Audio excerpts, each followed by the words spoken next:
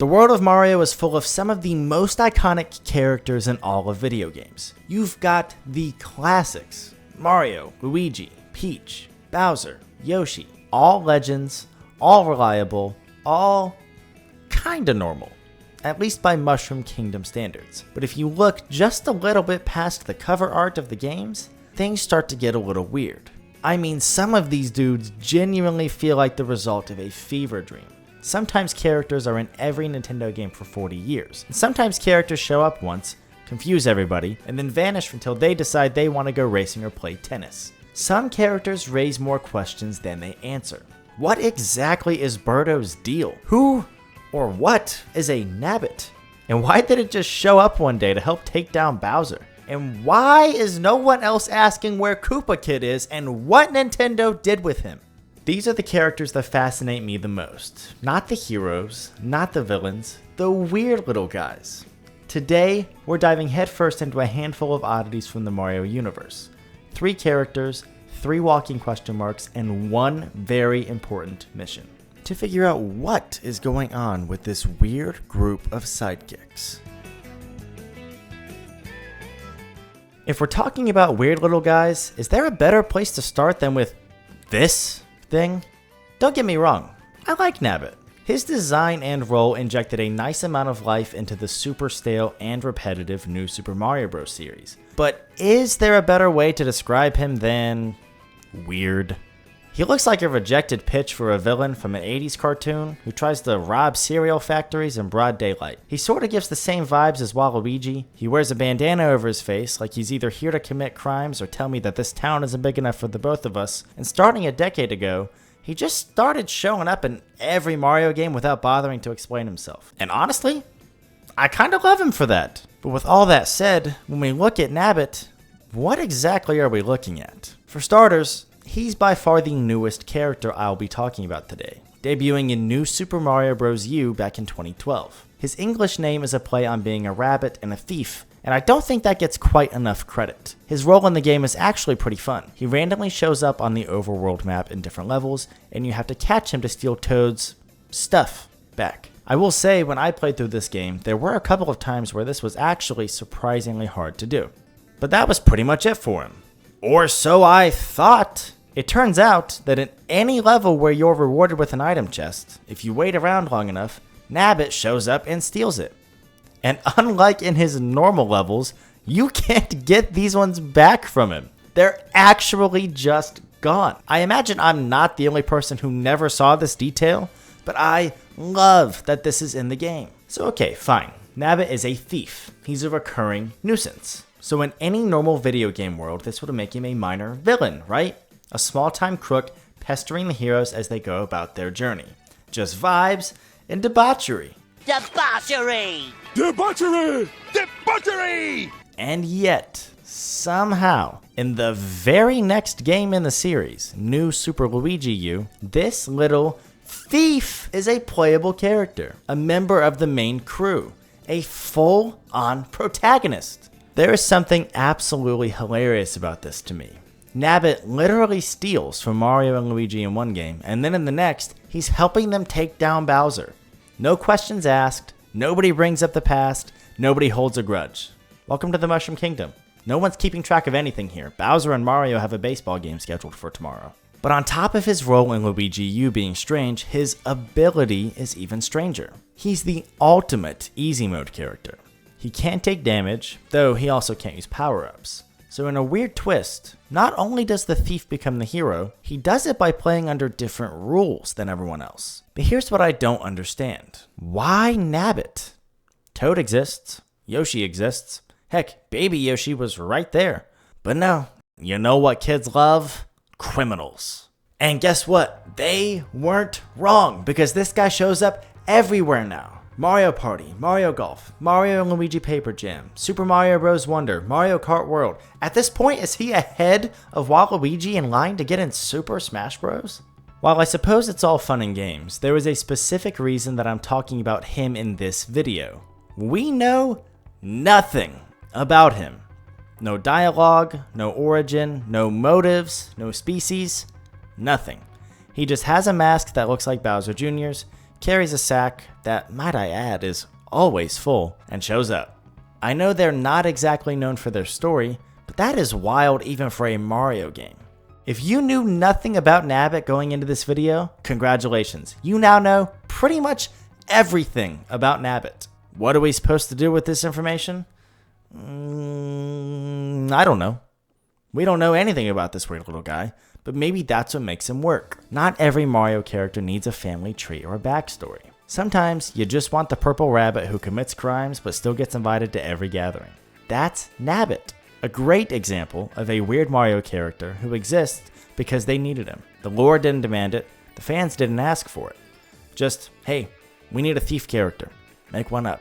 And it must have worked because he's still around. Some characters aren't quite as lucky. Sometimes a character shows up, gets multiple big roles in multiple games, and then vanishes one day without a trace. Let's talk about Koopa Kid. Specifically, I'd like someone to explain what happened to Koopa Kid. Because I swear this guy was everywhere in the early 2000s until he just wasn't. If you played a Mario Party game from this time, which, side note, I hope you did, because the ones with Koopa Kid are widely considered to be the best in the series, you expected Koopa Kid to be a part of the deal. He was the go-to mini-boss nuisance, popping up to mess with you, steal your coins or items, and generally make your day a little bit worse. Isn't Mario Party fun? But these days, he's completely vanished. No send-off, no falling into the lava thanks to a switch you'd think Bowser would stop putting in his castles. Just gone. So what's the deal? Let's rewind. First, I'd love to discuss what Koopa Kid, or the Koopa Kids, actually are between a species, just one guy, a shapeshifter. Don't worry, I'll get to that one. But the thing is, Nintendo never really made it especially clear. So hold on tight, because this part gets a little bumpy. 7 Koopa Kids showed up in the very first Mario Party on the final board in the game, acting as Bowser's henchmen, or cohorts as they're called. Although in this game, and Mario Parties 2 and 3, the Koopa Kids are called Baby Bowsers. This is not to be confused with Baby Bowser, this guy, who is, well, the baby form of Bowser. That said, there's no way I'm the only person who's ever gotten confused at how similar Baby Bowser looks to another very relevant character to the Koopa Kids, Bowser Jr. Yes, you heard me right. These two identical guys with nothing distinguishable outside of Junior's bandana are not the same. I'm sure some of you watching are well aware of this, but Nintendo hasn't always done the best job of clarifying this in recent games such as Yoshi's Crafted World, where I most certainly thought I was fighting Bowser Jr. I've seen a lot of people call Bowser Jr. Baby Bowser and Mario Maker over the years as well, but a good rule of thumb is that if Bowser's here and the game isn't full of all the other baby characters, it's Bowser Jr., not Baby Bowser.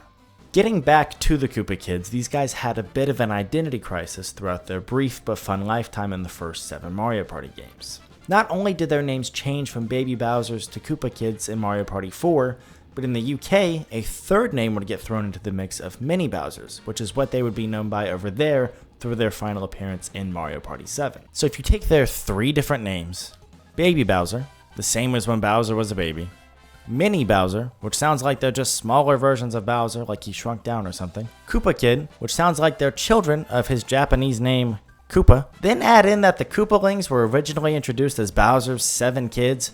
And we do know with 100% certainty that Bowser Jr. is his son. Oh boy, Bowser has some explaining to do. All things considered though, it certainly doesn't seem like Nintendo was actually trying to imply that any of the Koopa Kids were Bowser's sons. Just like the Koopalings aren't considered Bowser's kids anymore either. There is an instance of a Koopa Kid calling Bowser dad, and Bowser calling a Koopa Kid son, but they usually call him Mr. Bowser or Sir. I know some people like to get super creative with some of their fan theories and such though, so hey, maybe that one Koopa Kid he called son was Bowser Jr. and we just didn't realize it. I don't know, whatever makes you sleep better at night. The nuances of the Koopa Kids don't stop there though. There's a reason these guys left a huge impression on me despite only having minor appearances in Mario Party games. In Mario Party 5's unique story mode, we watch a Koopa Kid transform into 3 different colored Koopa Kids, each named after their respective colors, and you have to defeat them. This is such an insane ability to just throw at us out of nowhere, and it does kind of make me wonder what all the limitations are on it. Then, In Mario Party Advance, there's a minigame with 99 Koopa Kids in it, which does seem to really drive home that they're just a species, seemingly the same species as Bowser. Also in Mario Party Advance, we see tons of the different colored Koopa Kids all at once, instead of just the 3 that have been torturing us for a few games now.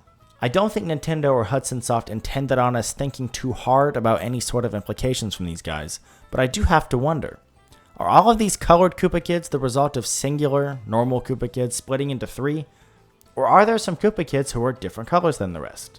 If nothing else, the splitting into 3 does only occur in a game after we saw 3 differently colored Koopa Kids first appear in Mario Party 2, and it's never seen again outside of that one time in Mario Party 5. So who really knows? When Nintendo started developing the series in-house with Mario Party 8, Bowser Jr. stepped into that role, and it's been that way ever since. Koopa Kid became a footnote replaced by the newer, more defined character. Boards in new games that used to have Koopa Kids no longer do, and Mario Party games that used to feature them no longer do so either, instead also replacing them with Bowser Jr. It makes sense in a way. Bowser Jr. has a clear identity and family connection to Bowser, which probably makes him easier to write and market. Koopa Kid, on the other hand, never really had that clarity. Still, there's something kind of charming about that ambiguity. Koopa Kid embodies the weird little guy perfectly. He had a presence, a personality, and then he was quietly shelved, without much fanfare. That's the reality of being in this club of strange side characters. It doesn't usually have a ton of perks, and a lot of things tend to just get left unexplained. However, sometimes the exact opposite happens. Sometimes you're introduced with a very clear distinction about who you are, only for that clear distinction to get pushed under the rug after you become a very frequent character in the Mario spin-off games. Enter the queen of the Weird Little Guys Club, Birdo. There are tons of Mario characters that have deeper backstories and a much more definitive characterization than Birdo. I think that goes without saying, but I'm not sure any Mario character has ever made me raise my eyebrow quite as much as Birdo has. Well, until 2025 anyways. But don't worry, we'll get to that one another day. Birdo hasn't made too many prominent appearances over the years, and is regularly a character that's in one spin-off, then not in the next. Somehow though, Birdo has managed to be portrayed very inconsistently in spite of that, compared to most other Mario side characters. Going back to Birdo's debut, I mentioned in another video how she was described as follows in the manual for Super Mario Bros. 2. He thinks he is a girl and he spits eggs from his mouth. He would rather be called Birdetta. I of course used that to mention how old video game manuals were the Wild West where anything could happen back in the day. The Koopalings are a popular example of this, since they're said to be Bowser's kids in SMB3's manual, but are of course no longer considered to be his kids per Nintendo. But these few sentences have been a long-standing part of why Birdo has resonated with a lot of Mario fans, and have developed Birdo into a cult favorite Mario character. If you're wondering why she's called Birdo when, well, she's not a bird, you're not the only one. Interestingly enough, in her origin game of Doki Doki Panic, the game we of course know as SMB2 in the West, Birdo was first called Catherine, which is still her name in Japan to this day. Then when we got this game as our Super Mario Bros. 2, there was actually some confusion about what we were supposed to call Birdo. Not because of the Birdetta reference from the manual, although that does raise some implications about if Nintendo of America has been dead naming this character for years, I suppose, but because Birdo is mistakenly called Ostro in the end credits, and vice versa. And this is actually the case in the original manual as well, though it's been retroactively corrected, and we of course safely know this is Birdo, and this one-off character is Ostro.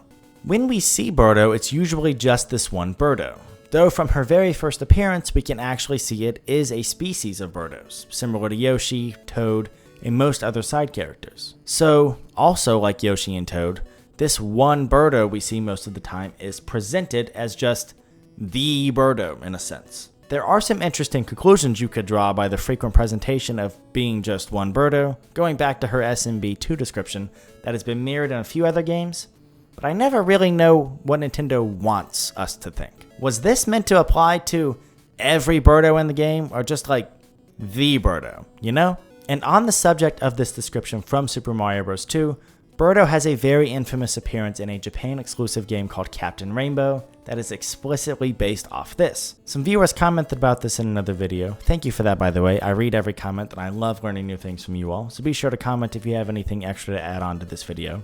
But I had never heard of this at all, so I looked into it and watched a few videos on it myself. That said, specifically because there is a very interesting end to Birdo's segment in that game, I'm going to leave that game to the others who have already done commentary on it.